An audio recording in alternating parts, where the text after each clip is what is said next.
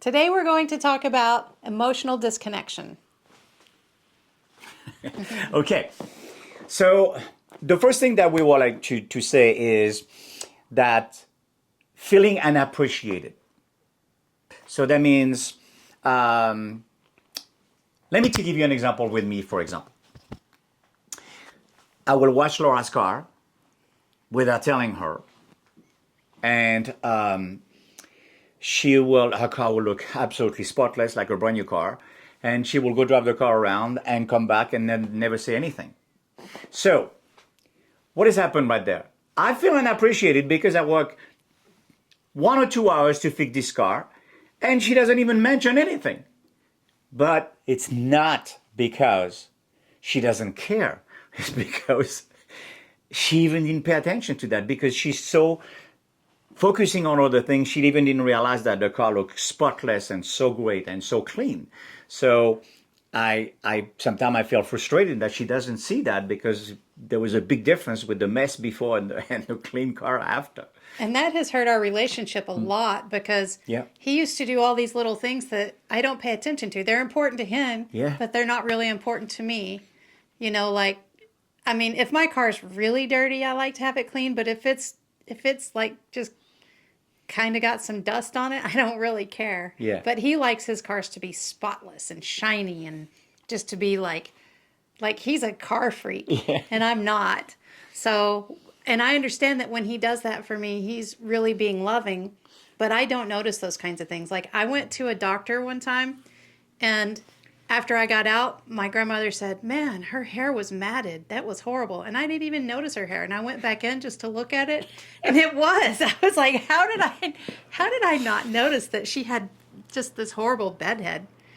So, it was pretty interesting that I don't pay attention, but I don't think I'm as much of a visual person as you are. Like there's Yes. different kinds of, it's called Myers-Briggs. There's different kinds of personality types, and he's a sensor and I would be a feeler. So sensors are very particular about how things look, like how people look, what kind of clothes they wear, how they're dressed up.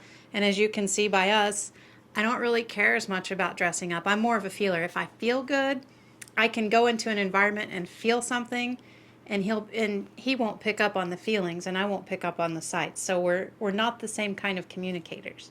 So here the solution. If you feel unappreciated for something you did, whatever, there is two ways. The first thing is you said, "Hey, did you see that was your car?" And she said, "Oh no, I didn't pay attention." What I did. Why don't we go check that in the garage, Or eventually I said, "Oh, I know what she's going to say. She's going to say, 'Thank you, honey. I appreciate that. I didn't pay attention. I'm sorry.'" But the thing is very important is if you feel unappreciated, mention this.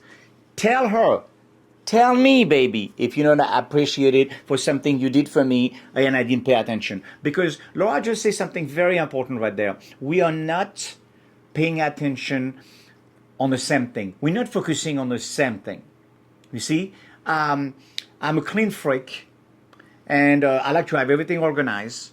And Laura is very, very clean person. There's no question about it. But I have everything organized. If there's a mess on the counter of a kitchen and everything, it's not a big deal for her. It's organized. It's just Yeah. not your organization. Yes, I know where I'm the kind of person that I have to have things visually in front of me or I forget about them. It's an organized mess. Basically, that's what it is. So, okay. Let's talk about the lack of affection, of intimacy. Okay. So, we told you before, I'm a French guy. French guy, Paris, romantic, This is what the French people are known for. And I tell you what, if there is one guy who just portrayed that, 100% it's me. I'm a super romantic guy because I feel like women's on the queen on this planet, and I respect every single woman, my mom, my grandma, my daughter, my beautiful wife. And I always want that she knows. Careful. I've got my... Oh, you have a microphone right there? Mm-hmm. Okay. It's hiding. You see me? It's right there somewhere. Okay, anyway. So, the lack of affection something changed in our relationship is this. And I really want you to understand this because not all of you will be able or be comfortable doing this. French people, we just kiss in the street. We just hold each other. We just it's PDA, no, public it's normal. display of affection. There we go. Thank you very much for saying that, sweet Betty. And so for Laura, it was a big problem. She didn't want to do that.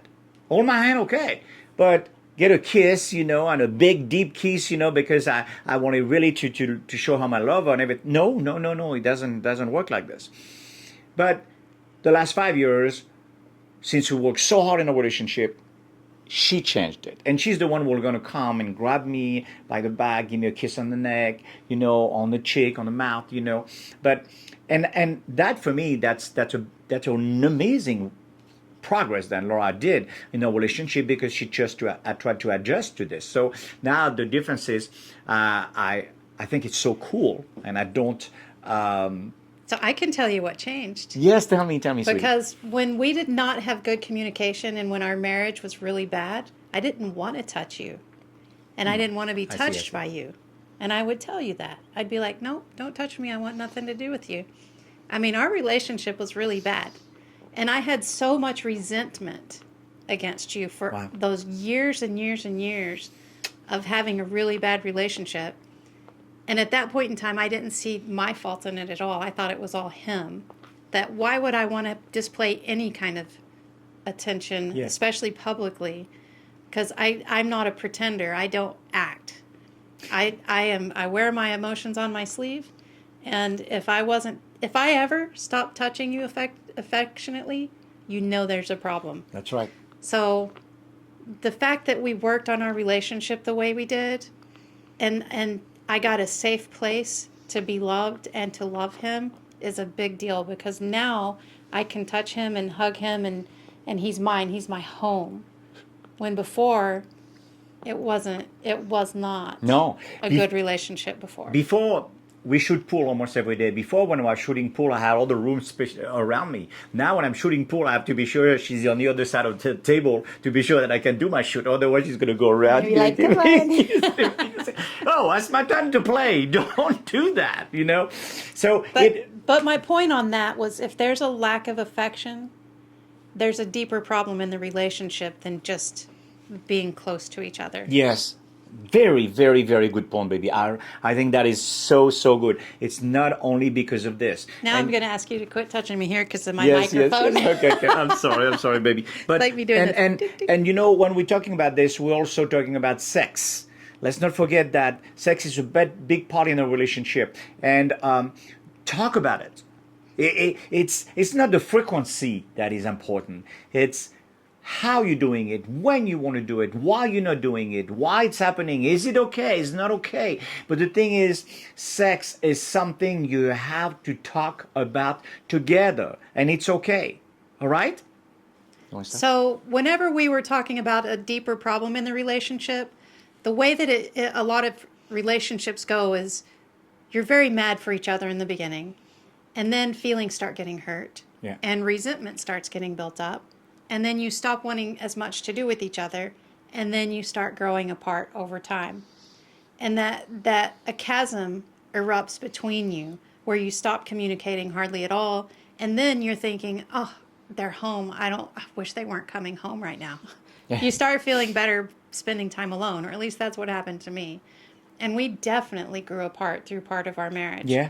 And that's this is true. when I had a lot of resentment, and you had a lot of resentment for me too. You blamed me for things, and I blamed you for things.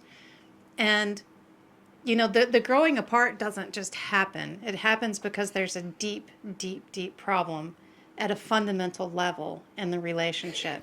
The trust is gone. The growing apart is, in a certain way,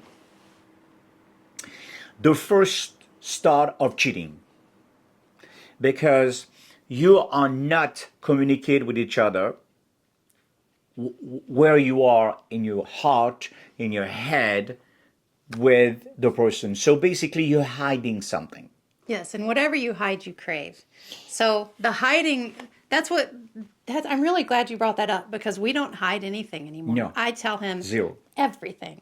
Every single thought that I think could affect our relationship, I'll tell him, even if it's something that I think he doesn't want to hear. Yeah, yeah, and that's I do the same thing, and if there is a reaction that's kind of weird for both of us, we're gonna say, I'm so sorry, I didn't want to hurt you, I just wanted that this is what's happening, But but the cheating part, let's get back to that, because yeah, what he's not talking about is just physical cheating. He's talking about the cheating on the relationship, the yes, destruction of the relationship itself.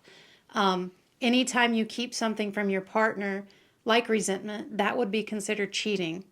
If you resent your partner and you're not willing to communicate about it and let it go and have forgiveness, that's cheating on the relationship. and why do I say use the word cheating? Because everybody think about the word cheating as cheating with another person. Well, think about this. That's exactly where the direction will go. That's for sure. If you start to if you have your car, you're driving for 10 years, and you start to really to get bored driving that car, what are you going to do? You're going to buy another one and drive another car. And and here's the big deal about that. People will cheat on themselves before they'll cheat on their partner. And then they'll start withdrawing from the relationship. And then they'll start looking outside of themselves Yeah. to fix the problem, which is why they cheat with another person. It's Yeah. because something within them is broken. Yeah. And then they expect to find a whole relationship in someone else, something that's wholesome and is going to complete them, but it never will. Because the most important part about our relationship now that we didn't know before is he is complete within himself. I am complete within myself. And we don't need each other to make each other feel loved anymore. Yes. No, I need you. I know, but you feel loved regardless of whether I say I love you or not. Yes. And I feel loved regardless of whether you say I love you or not. I know you love me. I know that I'm loved beyond a doubt, regardless of what you say. Absolutely. And I love myself. And I won't cheat on myself anymore. Cheating always begins with cheating on yourself first. I hope you get that message. What you refuse to say, what you don't want to say, stopping the communication, hurting yourself, hurting your partner. It all starts with you. So I want to talk about taking each other for granted, because I used to take you for granted all the time. I used to live in the past and live in the future and think you would always be there and I would always have to deal with you. I prefer the first part of it, but that's okay. But whenever we as humans like to live in the past and the future, but when we're in the present moment and we're really in the present moment, it opens up a doorway to being able to experience gratitude. That there's this human being that's right here beside of me, choosing to spend time with me, choosing to let me express myself however I want to express myself, to trust me, and that I'm here too, that we're both right here in the moment. And anytime that we take someone else for granted, again, like how cheating starts with us, there's still something fundamentally within us, within ourselves, that won't appreciate life around us. Don't take for granted your partner. The first thing that you should do every day, every single day, is to show that you love that person. Not by saying, I love you. Well, that's a good start for sure.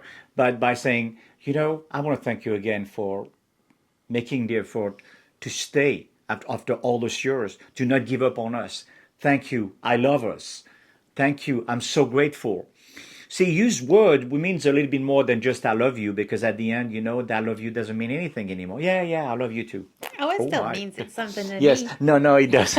It does, baby. No, I love you means good, but say I love you too. Yeah, You can't just say, I love you. Yeah.